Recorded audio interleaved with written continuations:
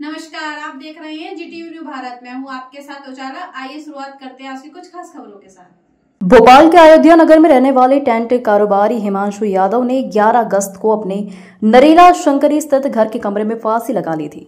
युवक की मौत के 18 दिन बाद एक वीडियो सामने आया है जिसमें युवक सुसाइड के लिए पत्नी और ससुराल वालों को जिम्मेदार बता रहा है। उसने कहा कि मौत के लिए पत्नी वैशाली और ससुर रामलाल जिम्मेदार हैं। दोनों लगातार कॉल कर मुझे और मेरे पिता को FIR दर्ज कराकर जेल भिजवाने की धमकी दे रहे थे। कई बार मनाने के बाद भी वैशाली लौटने को तैयार नहीं है। अपने मायके में रह रही है। 21 जुलाई को अपने पिता के साथ घर गई थी, तब से नहीं लौटी है। मुझे माफ कर देना मम्मी पापा, हमेशा के लिए जा रहा हूँ। जानकारी के मुताबिक हिमांशु यादव भवानी टाउन नरेला शंकरी में रहते थे, वहीं टेंट हाउस का संचालन करते थे।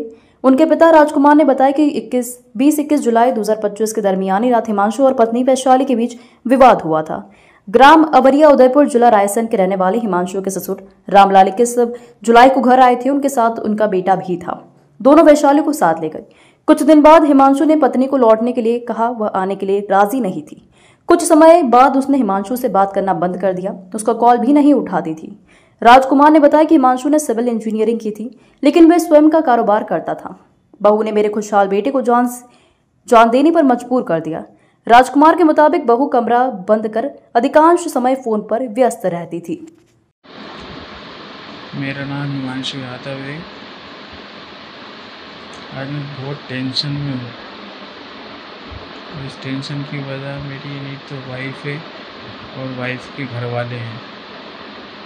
मुझे कुछ हो जाता है तो इसकी जिम्मेदारी नहीं तो मेरी वाइफ और मेरे वाइफ के घर वाले होंगे। मेरी वाइफ का नाम वैशाली यादव है।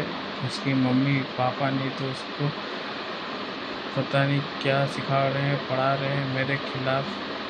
मेरे घर वालों का नहीं तो छोटा छोटा इल्ज़ाम लगवाने की धमकी दे रहे हैं कि तुम्हारी कंप्लेंट कर देंगे पुलिस में, थाने में, ये कर देंगे। मेरी कोई गलती नहीं। 21 जुलाई को ये घर से सारा सामान लेके चली गई थी। फिर बाद में इन्होंने मेरे को कॉल लगाना बंद कर दिया, सारे कांटेक्ट बंद कर दिए। मैं कॉल लगाता था तो ये उठाते नहीं थे। बस फिर लड़ाई करने लगे। अब मेरे पापा को फ़ोन लगा के धमकी दे रहे हैं कि तुम्हें जेल पहुंचवा देंगे हम। ये वैशाली के पापा बोल रहे हैं। मैं इतने डिप्रेशन, इतने टेंशन में हूँ कि मैं क्या करूँ। पापा मुझे माफ़ करना नहीं था।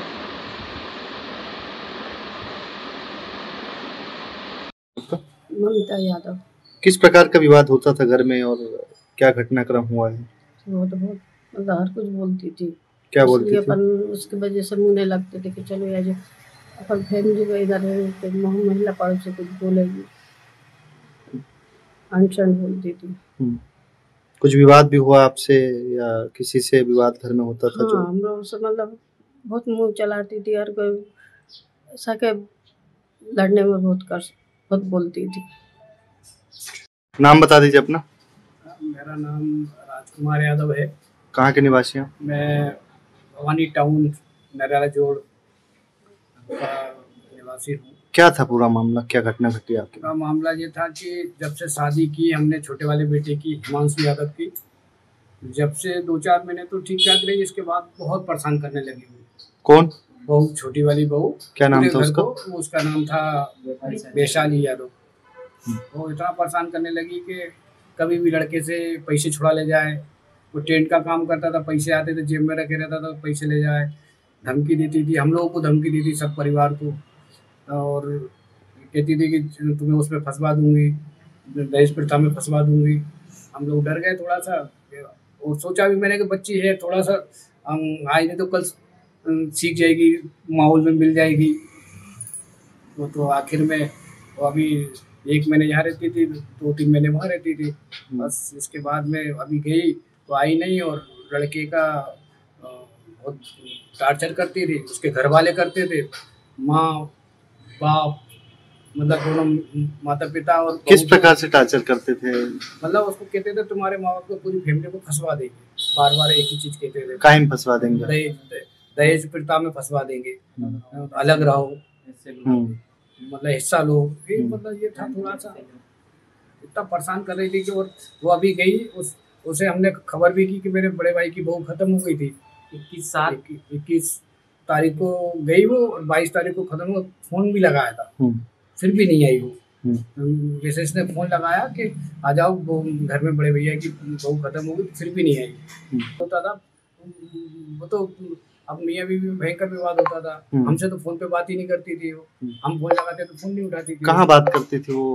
और वो सुबह से और शाम तक अपना कमरा बंद कर लेती थी, फोन पे कहाँ बात कर रही है, हम पूछते तो लड़ती थी वो। उनके माँ बाप को भी हमने बताया था, उन्होंने मम्मी पापा को भी बताया, कि भाई को भी बताया कि वो किससे फोन पे बात करती, तुम्हारे से बात करती थी, क्या बात करती है।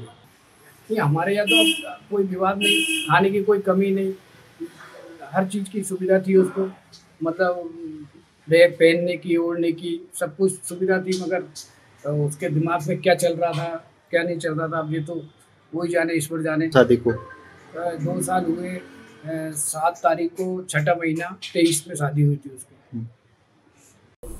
सर, टेंट कारोबारी हिमांशु यादव आत्महत्या मामले में 18 दिन बाद एक वीडियो वायरल हुआ है, जिसमें वो खुद कहते हुए दिखाई दे रहा है कि उसकी सास, ससुर और पत्नी को प्रताड़ित करते थे।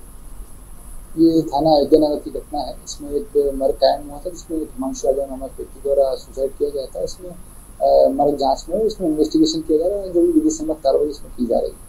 तो आरोपियों पर मामला दर्ज हुआ है? हाँ बिल्कुल, जो भी तथ्य आएंगे उस अनुसार कार्रवाई की जाएगी। सर, इस बात पता चल पाएगा 18 दिन बाद वीडियो आया है तो कहाँ से आया? वो इन्वेस्टिगेशन का विषय है, उसमें जांच कर जो भी वैधानिक कार्रवाई वो की जाएगी।